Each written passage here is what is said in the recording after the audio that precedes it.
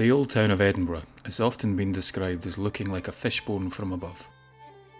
The builders at the time were constrained by hills, lochs and marshes, so built over a very small stretch of land that ran down the ridge of Chessel rock. Coincidentally, the town they created resembles a long spine with numerous closes acting as the ribs running off it. A close, or wind, is a small alleyway that runs off the Royal Mile to the north and south of the road, and many of these closes ran steeply downhill, which resulted in the town builders building up and arguably creating the world's first skyscrapers. In some cases, the tenements were believed to be up to 14 stories high.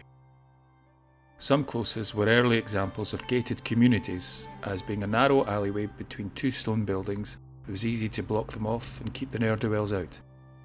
At one time, it was believed that there were around 248 separate and unique closes. Our story today takes place just off one of these closes, in a place called Chessel's Court. Chessel's Court is a wonderful hidden gem, consisting of numerous elegant mansion houses built in the late 1740s, and derives its name from the builders, Wright and Merchant Chessel. It's perhaps best known for its links to Robert Louis Stevenson's The Strange Case of Dr. Jekyll and Mr. Hyde, and the real-life inspiration behind it, William Deacon Brodie, a prominent Edinburgh citizen who led a murky double life as a cabinet maker, deacon of a trades guild and Edinburgh city councillor by day, and a notorious womaniser and housebreaker by night. Brodie's last crime was an armed raid on the excise office once in Chessel's Court. However, this story focuses on a house that local resident Mrs. Gordon lived in and the Chessel's Court Lady in Black. The origins of this haunting are not fully known, but are believed to have started sometime in the 18th century. As with most hauntings, it started small enough for Mrs. Gordon to have initially thought nothing of it. The first time Mrs. Gordon, who normally lived alone, noticed something unusual was on a cold, dark, still winter's night. As darkness fell, she settled down to read by her fire. With Chessel's Court being set back from the busy Royal Mile, there was little noise to disturb her, and the only sounds breaking the silence were the ticking of her clock and the crackle from the warm fire. She'd been lost in her reading for a while before she began to realise that something wasn't quite right. Her attention was drawn to the front door of her property. As she listened, she could hear the sound of something outside. Not quite sure what she was hearing, she put down her book and approached the locked door, pressing her ear to the wood. She listened intently and could hear the sound of heavy breathing on the other side of the door, as if someone had been climbing the steps outside her house and stopped for a rest. After a minute or two, the breathing stopped and the welcome silence of the night returned. She thought she lived at the top of a steep set of stairs in an overcrowded city. The heavy breathing she was hearing outside her door could be anyone, a neighbour, a drunk, an animal even, so she paid little heed to it.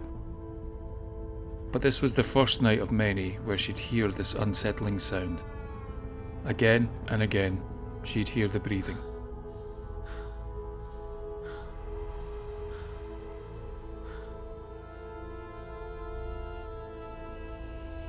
This time, she plucked up the courage to take a look and see who it might be.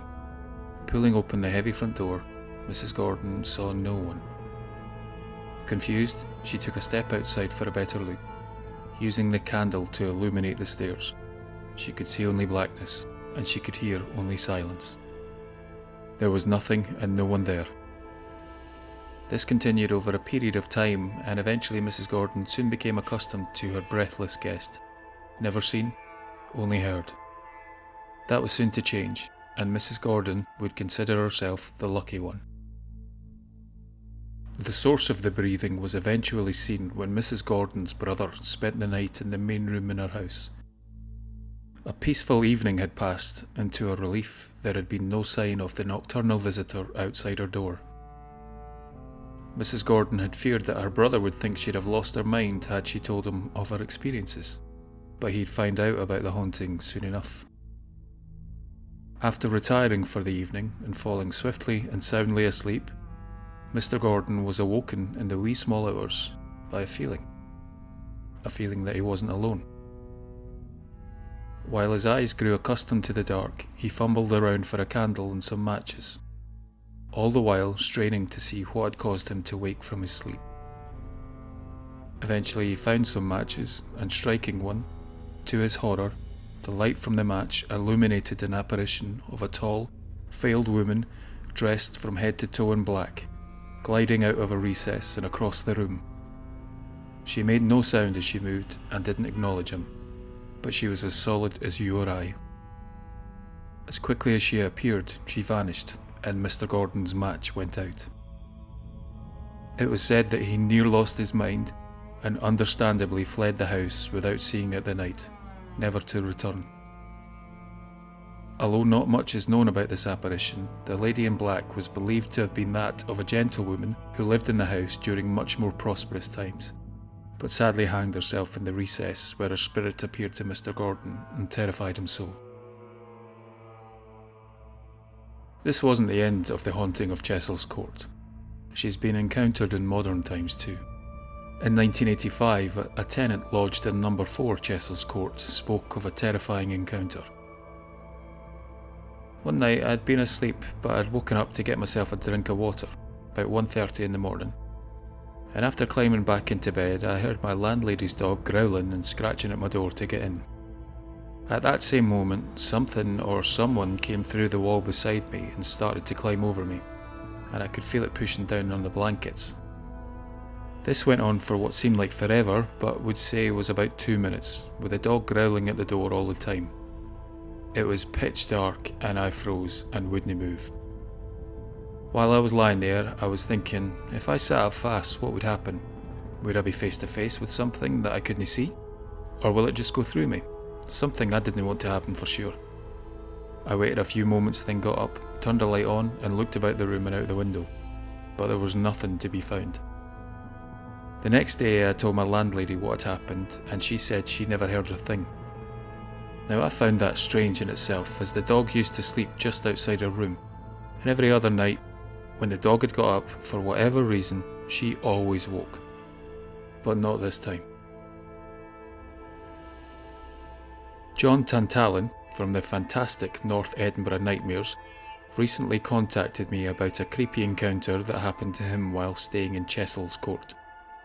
John writes, in October of 2016, the same night that John Carpenter played the Usher Hall, we'd friends over from America, and they'd asked us to hire them accommodation for a week. We got a holiday flat above the Canonsgate pub, but the group wouldn't arrive until Saturday, so me and my ex Vicky decided to stay in it on the Friday night. Vicky was hungry and ordered a pizza from somewhere nearby to be delivered. Over the next half hour, she heard 3 or 4 instances of someone in the stair. Each time, presuming it to be the delivery driver, answered the door. There was nobody there any time. When the pizza did arrive, the sound of footsteps was entirely different to anything she'd heard in the last half hour. You could hear every noise as clear as day. There was nobody else in any of the flats in the stairs, as it was out of season. A spooky evening, make no mistake.